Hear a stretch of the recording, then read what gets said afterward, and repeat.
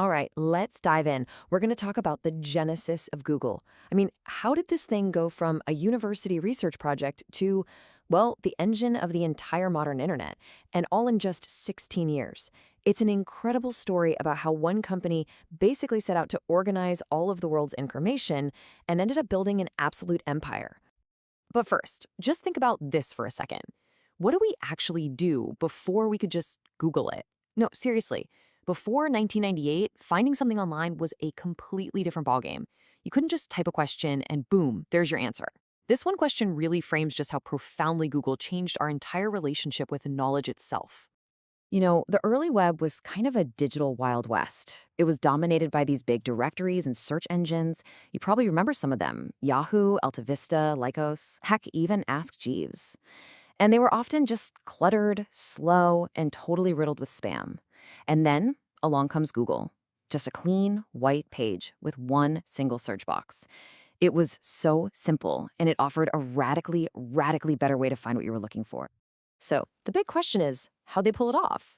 Well, it all started with this one core innovation, this brilliant idea that was born out of a Stanford PhD project. And listen, this wasn't just some small improvement. Nope.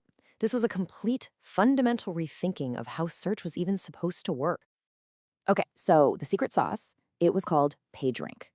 While all the other search engines were just, counting keywords on a page, Larry Page and Sergey Brin's algorithm did something totally different. It treated links like votes in a popularity contest. So if a bunch of really reputable pages all link to one site, PageRank would say, hey, this one must be important. It must be authoritative. And just like that, Google's results became dramatically more relevant. And maybe just as important, it was way, way harder for spammers to fool. It was just pure genius. And this whole vision, this amazing tech, was wrapped up in this really simple but powerful ethos: don't be evil. That little phrase became the guiding principle for their entire early corporate culture. It was a signal that they wanted to build a totally different kind of company, one that put its users and the quality of information above everything else. Right. So having the world's best search engine is one thing, but you gotta pay the bills. Turning it into a sustainable business, that's a whole other story. And this brings us to the next absolutely crucial piece of the puzzle. How did they create a financial engine powerful enough to fund their world-changing ambitions? Well, Google's money machine was basically a two-part system. It was brilliant. First, in 2000, came AdWords. This let businesses place these little targeted text ads right next to relevant search results. Simple enough. Then, in 2003, they launched AdSense, which took that same system and expanded it across millions of other websites. So you put those two together, this self-serve, auction-based model, and you've literally created the most profitable advertising machine in human history. And the results of that money machine? Wow. By the time Google went public in 2004, it was valued at a staggering $23 billion. Can you even imagine? And this IPO, it didn't just make the founders ridiculously rich. It gave the company a massive war chest, just tons of capital to go on the offensive and expand aggressively. So that really set the stage for their next phase. They had a clear mission, they had billions of dollars in the bank, and Google began this period of just explosive growth. They started launching and acquiring the very products that would become the essential must-have tools of our digital lives. The pace was just unbelievable. In 2004, they launched Gmail, which came with a whole gigabyte of storage that was totally unheard of at the time. Then, in 2005, Google Maps literally put the entire world in our pockets. In 2006, they bought YouTube because they correctly predicted that online video was going to be huge. And then in 2008, they launched Chrome, a super fast browser that would pretty soon just dominate the market. Every single one of these moves cemented Google deeper and deeper into our daily routines. Okay, but as the 2000s started to wind down, a brand new battlefield emerged: the smartphone. Apple, of course, had this huge head start with the iPhone. And Google knew, they absolutely knew, that if they didn't have a major presence in mobile, they could become irrelevant. Their response to this threat? Well, it was an absolute masterstroke of strategy. And the difference in their approach compared to Apple's was just stark.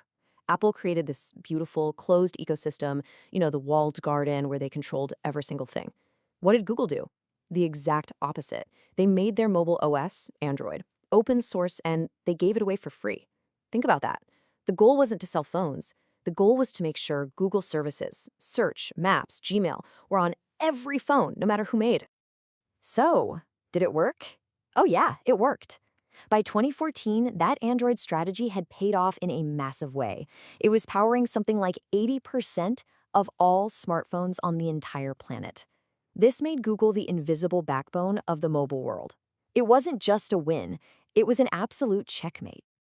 All right, so let's just step back for a second and take stock of where we are. By 2014, after 16 years of just relentless innovation and really smart acquisitions, Google wasn't just a search company anymore, not by a long shot. It had built a true, undeniable empire of information.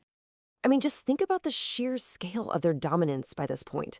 They're the front door to the internet with search, they're running the world's biggest advertising business, they own the world's video library with YouTube, they powered most of the world's phones with Android, and they provided the window to the web for billions with Chrome.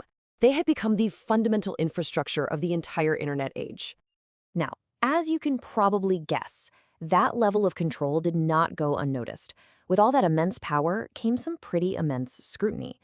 A lot of questions about privacy, about data collection, and about monopolistic practices started to get a lot louder, both in the US and over in Europe. It was really a signal of the big challenges that were just around the corner. And that leaves us with one last, really crucial question to think about. When a single company becomes the primary gateway to pretty much all human knowledge, and it controls so many key parts of our digital lives, what happens next? What comes next? It's a question Google itself was grappling with, and it's what would lead them directly to their next major evolution, the creation of Alphabet.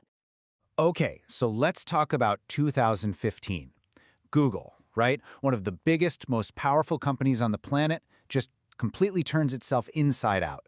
It's a wild story. We're going to dive into how a simple search engine blew up into this massive galaxy of companies we now know as Alphabet. I mean, think about it for a second. How on earth did a search engine get into the business of building self-driving cars and, get this, trying to fight death itself? It sounds kind of crazy, right? But that question, that's the key to this whole thing, and we're going to break down exactly how it happened. Right. So to get why they made such a drastic move, we've got to go back and look at the problem they were facing. By 2015, Google's growth wasn't just explosive, it was creating a huge, complicated mess. Just look at this list. It was total sprawl, and it was becoming a real problem. See, Google wasn't just a search company anymore, not by a long shot. It was this massive, tangled collection of amazing but totally disconnected projects. You had the things that made all the money, like search and Android, sitting right next to these sci-fi cash-burning experiments like driverless cars and biotech labs. It was chaos. And this was the breaking point for the founders, Larry Page and Sergey Brin. I mean, how do you run a company that's mission is to organize the world's information while also trying to cure aging and beam internet down from balloons? They realized, you know what? You can't. Not under the same roof. It was just impossible. So what do? They come up with this totally radical, but actually kind of brilliant solution to wrangle all this complexity, and they called it Alphabet. And boom, August 10th, 2015, they dropped the bombshell. And let's be clear, they weren't just creating some new department. Oh no. They were building an entirely new company on top of Google. It was a massive moment in tech history for sure. Okay, so what exactly is Alphabet? The simplest way to think about it is as a holding company, a collection of different businesses. And its main job, its whole reason for being, was to build a firewall, a clear separation between two very different things. The stable businesses that print cash, and the super risky futuristic bets they called moonshots. And that separation, that is everything. It is the absolute key to understanding this whole strategy. It's all about protecting the golden goose while using some of those golden eggs to fund the crazy future. So here it is, the two sides of the coin. On one side, you've got Google, the core machine. This is your search, your YouTube, your Android, basically all the stuff that makes the vast majority of the money. And it's now run with laser focus by Sundar Pichai. Then, on the other side, you have the other bets. These are the wild cards, the moonshots, the audacious attempts to invent the future, like Waymo's self-driving cars and Calico's work on longevity. And you know what? It worked. With this new focused leadership, the core Google businesses just took off. They scaled like crazy. Every part of that engine got the attention it needed. YouTube went from big to the world's biggest media platform, and Google Cloud suddenly became a real, serious competitor in a space everyone thought was locked down. It was a huge deal for diversifying their money-making. But let's be honest, the really exciting part of this story, the stuff that felt like it was ripped straight from a sci-fi novel, that was all happening over in the other bets division. This was the start of a whole new age of ambition for them, with Alphabet just pouring billions into projects that could, and I mean this literally, change the world. Waymo is the poster child for this whole strategy. Once it was freed from the main Google mothership, it just soared. It became the undisputed world leader in self-driving cars. It wasn't just some science fair project anymore, it was a real business, launching the world's first ever commercial robo-taxi service. Incredible. And it wasn't just about cars. Alphabet was making these massive bets on changing human health itself. You had Verily, which was all about using data and tiny sensors to completely change how we diagnose diseases. And then there was Calico, which took on maybe the biggest challenge of all, trying to understand and maybe even slow down the aging process. Talk about ambitious. But underneath all of this, from the core search engine to the craziest moonshots, there was one common thread, one true superpower, and that was artificial intelligence. This became blindingly obvious in 2016. That's when their AI company, DeepMind, built AlphaGo. And AlphaGo did something many thought was impossible. It beat Lee Sedol, the human world champion of the incredibly complex game of Go. It was a true landmark moment, not just for the company, but for all of humanity. It was a sign of what was coming. All right, but let's get real. Shooting for the moon is not cheap, and it is incredibly risky. This whole grand experiment, it wasn't all smooth sailing. It came with some massive challenges and some eye-watering costs. Yeah, the numbers don't lie. The other bets division was a money pit. It was consistently losing billions, with a B, of dollars, every single year. Now, the new structure made this super transparent for Wall Street, which was good, but it also put a giant spotlight on just how much cash they were burning on innovation. And the problems weren't just about money. As Alphabet got bigger and more powerful, you bet regulators started paying attention. They were facing all this new scrutiny over data privacy and market dominance. Plus, some of those really ambitious projects, like internet balloons, just turned out to be way too hard and expensive to scale. And on top of all that, they started seeing friction inside the company, employee protests, and real ethical questions about their AI work. So you've got this really intense period, right? Incredible wins, but also some major setbacks. And it all leads up to the final act of this particular chapter, a really big shift in who was running the show. So let's trace this out. Back in 2015, the founders, Page and Brin, create Alphabet so they can step away from the day-to-day and focus on that big picture. But by 2019, they step back even further, a lot further. They hand over the keys to the entire Alphabet kingdom to one person, Sundar Pichai. And really, that moment marked the end of an era. The founder-led era of Google was over. The time for radical, sometimes chaotic experimentation was closing, and a more mature, more corporate, more streamlined Alphabet was just beginning. Okay, so let's wrap this up. What are the big takeaways from this absolutely wild 5-year journey? First, the Alphabet structure itself was a stroke of genius for managing chaos. It worked. Second, it let the core moneymakers like Search, YouTube, and Cloud just explode and scale. Third, it actually worked to launch real businesses in brand new industries. I mean, look at Waymo. And finally, and maybe most importantly, it cemented AI as the absolute defining superpower of the entire company. Which brings us to one last, really interesting question to chew on. This whole Alphabet experiment, it was designed to invent the future by taking these enormous, crazy risks. But in doing that, did they accidentally create a company that's just too big, too complex to actually control? Or is this just what the future of a company looks like? A galaxy of ideas that will keep shaping our world in ways we can't even begin to imagine. So today, we're digging into one of the biggest, most important shifts happening in the corporate world right now. We're talking about how Alphabet, Google's parent company, basically transformed itself from a search company into an AI-first juggernaut. And believe me, this move is changing everything. It really boils down to this one massive question, right? How on earth did the company that built its empire on organizing the world's information decide to bet its entire future on artificial intelligence? And here's the thing you have to get. This wasn't some minor software update or a small pivot in their strategy. No, this was a full-blown revolution. We're talking about a complete rewiring of the company's DNA, from the very top all the way down. Okay, so let's jump right into that revolution. The easiest way to think about it is this. For, decades, Google's operating system, the thing that powered everything, was search. Now, that operating system is AI. So when you hear them talk about an AI-first strategy, this is what they mean. It is not just about having some cool AI lab tucked away in a corner. It's a whole philosophy.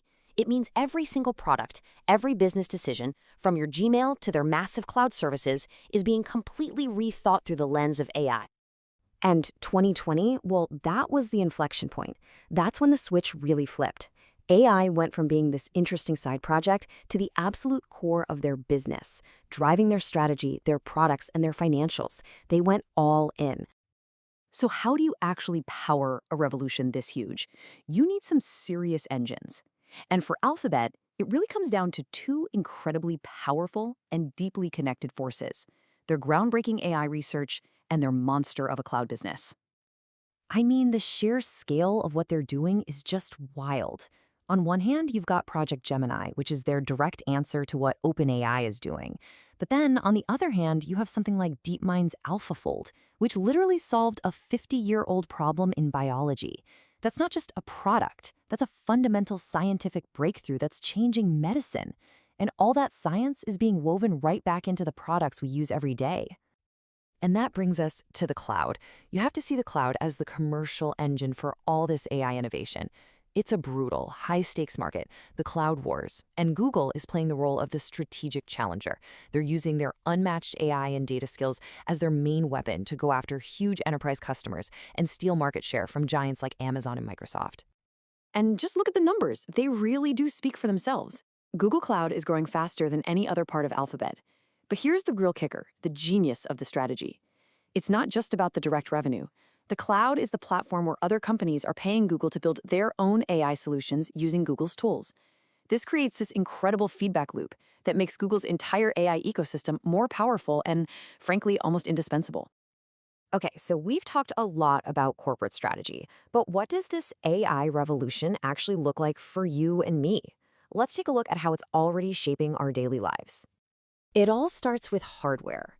Alphabet is deliberately building this tightly integrated ecosystem. The Pixel phone isn't just a phone, it's an AI-first device.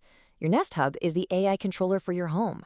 And by buying Fitbit and expanding Wear OS, they're creating this whole network of devices that are all powered by and constantly feeding data back to their central AI brain. And this is where it all clicks into place for us. Every time you use search and it just gets what you mean, that's AI understanding your intent, not just keywords. When Google Maps magically reroutes you around traffic you didn't even see yet, that's AI predicting the future. YouTube knowing what you want to watch next, Gmail literally finishing your sentences, all of that is the AI-first strategy in action, already living in your pocket. But Alphabet's vision for this AI-powered world goes way, way beyond the phone in your hand. They are making some massive long-term bets on what comes next. And there is no better example of this than Waymo. Seriously, don't think of this as just a self-driving car project. That's missing the point. This is about completely reinventing transportation itself, turning it into an AI-powered service. This is Alphabet's massive bet on the entire future of how we get around. But man, making that vision a reality is a monumental task.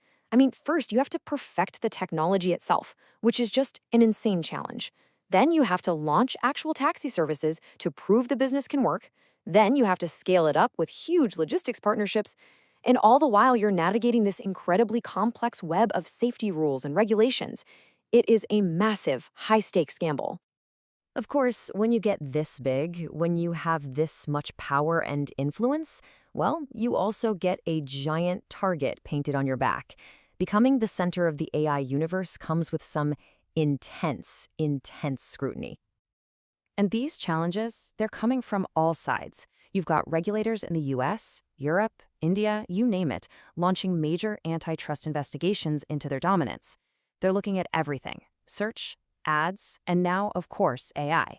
And on top of that, there are these huge ongoing concerns about data privacy and the fundamental ethics of building AI this powerful. And the pressure isn't just coming from the outside, it's happening inside the company too. Employees are speaking out, raising serious ethical questions about military contracts, AI safety, all of it. So you have this constant, difficult balancing act. How do you push the boundaries of innovation while also being a responsible, accountable company? So let's tie it all together. The new Alphabet, the one we see today, is really built on these 4 pillars. First, its absolute dominance in AI, from pure research to practical application. Second, its relentless expansion into the cloud. Third, that deeply integrated ecosystem that locks us all in. And finally, this constant battle to manage its power amid growing global scrutiny. And that really leaves us with one final and, I think, crucial question. There's no doubt that Alphabet is one of the key architects building our AI future. But as regulators, as competitors, and as society as a whole starts to push back, the bigger question is who or what is ultimately going to define the future of Alphabet itself?